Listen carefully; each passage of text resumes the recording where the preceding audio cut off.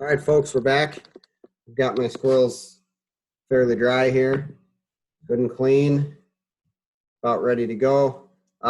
First thing I need to do is reconstruct the skull with clay. Typically, I'd use a hard clay. Unfortunately, what I have available to me is not a hard clay. So I'm going to try to shape it with this very soft clay here. Make a little tube, shove that in the back of the skull. Actually, before I do that, almost forgot, you want to preserve the squirrel as you're going. One of the advantages to it being a little bit damp is you can, preservative sticks pretty well here.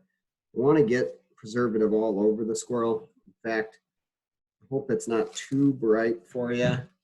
If I remove my mat here, makes it a little easier for me to not waste as much preservative.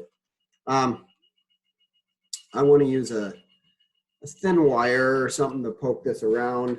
It's always handy to have a roll of wire and a wire snips on hand.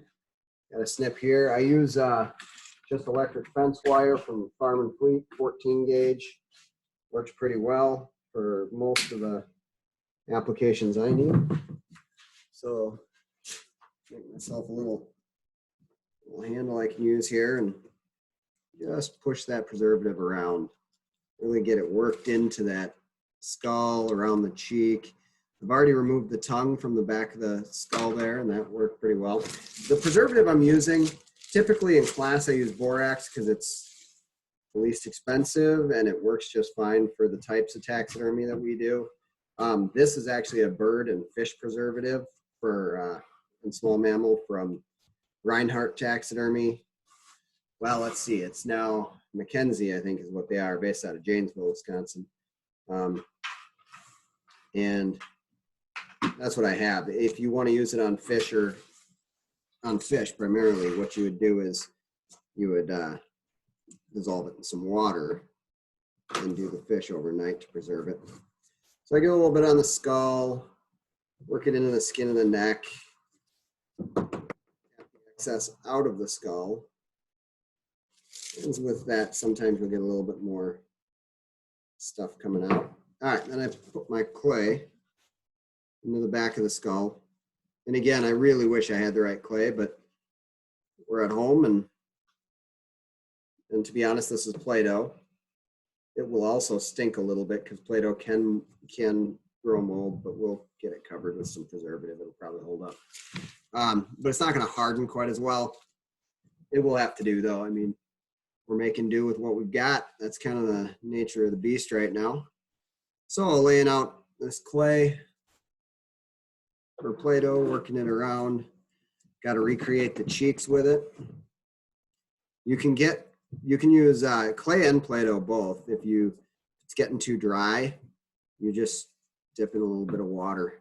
Okay, so I've got the cheeks mostly reshaped. Let's give them a little bit more.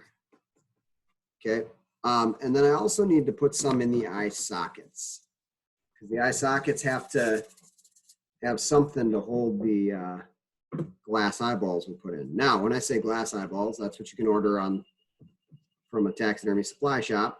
Unfortunately, they're kind of expensive. So I ordered 210 millimeter teddy bear eyes, basically the ones used on like little Beanie Babies and stuff. I ordered them and that worked really well. So I've got the muscles reconstructed here. What I want to do before I lose this Play-Doh is I want to invert it. So this is taxidermy kind of using, if you were going to use a preservative, borax, it's in the laundry detergent aisle at my grocery store even. It is a great preservative. So I reinvert and there we go. We lost a little bit of the Play-Doh out of the back of the skull. Let's see if I can get that work back to where it goes. But you can see I can take and shape the face now because there's some stuff in there. I can shape the eyes. Not finished shaping, but give it a general idea. It feels like this cheek fell out. And that's probably the case because I'm not working with clay like I should be. Another thing you could use, which I've seen used successfully, let's see, it was this cheek. Yep, no cheek there. Is like fish fill or little plaster of Paris kind of thing. The downside to plaster of Paris is it hardens really fast. It doesn't give you as much working time, whereas modeling clay is fantastic. I just, again, don't have the opportunity to go and get some. All right. So I'm going to kind of pause there on the skull. And I'll work more on the head and such later. This is also, because we don't have the right clay, is going to have a little impact on my ability to wire it well. I might have to let the Play-Doh harden around my wire for a little longer than I normally would. But what I do here is I got the head clayed. I can clay the legs. This time I'm not going to, since I don't have the right kind of clay. I'm just going to fill with the mammal fill, which, just so you know, if you wanted to make mammal fill at home, borax mixed with sawdust. That's it. So, all right. So here, I've got all the skin now that's exposed. I want to work my preservative down in there.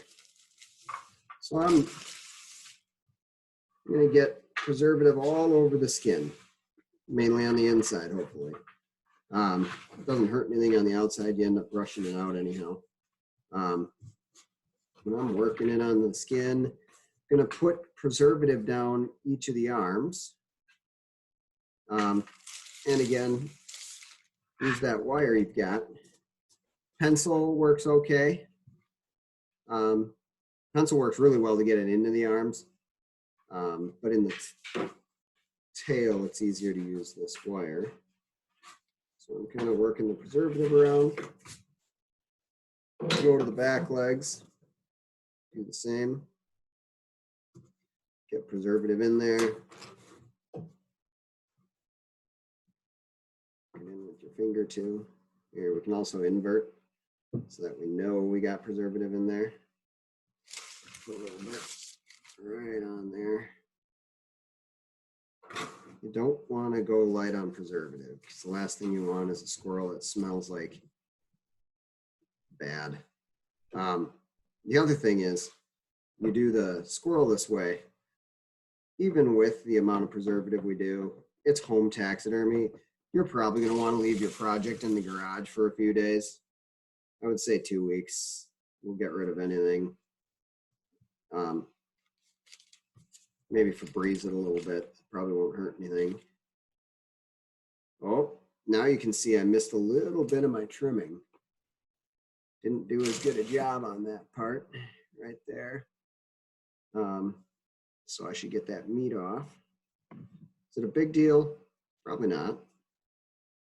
These are going to live in the garage, probably indefinitely. I don't think my wife will let me put the canoe of squirrels in the house over the fireplace. That would probably not fly with her. She's a very reasonable person. I'm just saying. I probably wouldn't fly with me if I was being serious. Honest. All right. So, but I got a great little space in the garage for it. All right. I'm going to work a little bit more down in there with my wire. All right. Now, what do I have to do? Well, I got to get some in the tail. So I'm going to take really put some on this tail here.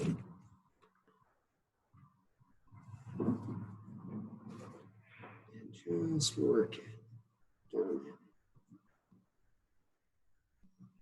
I've got the whole tail clear. On this one, the other one, the tail, part of the tail is stuck in there. Tailbone, I should say. And that's okay. Just again, we got to work a lot of preservative along it. So I'm going to work that into the tail. As you can see, I got some control here. All right, so preservative's good. Now, what is my next step? My next step is to wire. I really like to run a wire from the skull out the tail to give you the ability to shape the back, to shape the tail. So I'm cutting a section of wire off. It's a little longer than the length of my squirrel. Take the end of that, a couple inches, and bend it down into a nice little loop.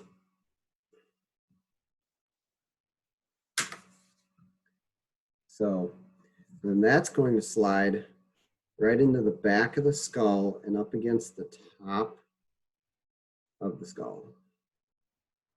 Don't want it to come out the mouth, but into the back of the skull, kind of between the eyes.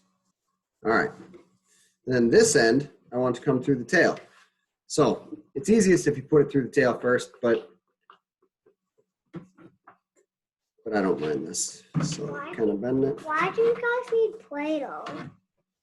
Well, I ran out of clay. That's why we need Play-Doh. All right. What's clay? Clay is perfect. What we generally use for stuffing the head and legs of a squirrel. All right, so as you can see, the wire is through. If you had to stop here, you could, but you'd have to freeze it because you do not want this preservative drying out this skin. Our next step is going to be to stuff the squirrel with our sawdust. And I just have a bag. It's called Mammal Fill. This is from the Reinhardt Supply. Or What is that? Daddy, what is I'm doing a video right now. I'm being Well, recorded. what is that Play-Doh for? It's for stuffing the skull. It's what gives it shape. All right, so then for filling, just work it in. Fill a little, then push it into place. And you kind of want to overstuff your squirrel a hair. Like you don't want to understuff. I've seen a lot of skinny squirrels from students. And again, you're looking at it going, why does that fur look so terrible? It's because I didn't dry it out completely.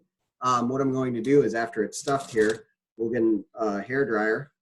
Again, don't tell my wife. And we will take and blow dry the hair and brush it out with a toothbrush. Again, don't tell no, I'm not gonna use my wife's toothbrush. That would be not as funny as I think it would. So I just take that stuffing and I work it down in here. Hey bud, will you run upstairs to my workbench and grab me a pencil? I don't want to do this by myself. In the house? No, in the garage. All right, because I work it down in there. I don't want you to get it. You have to fill it enough in order for it to look muscular. Squirrels are pretty strong animals, so jumping from tree to tree all nimbly like.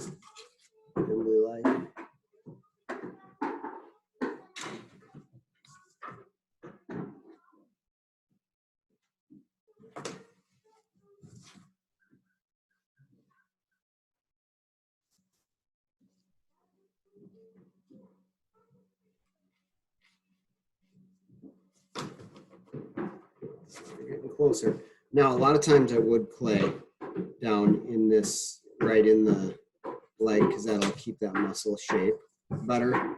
But again, making do with what I have.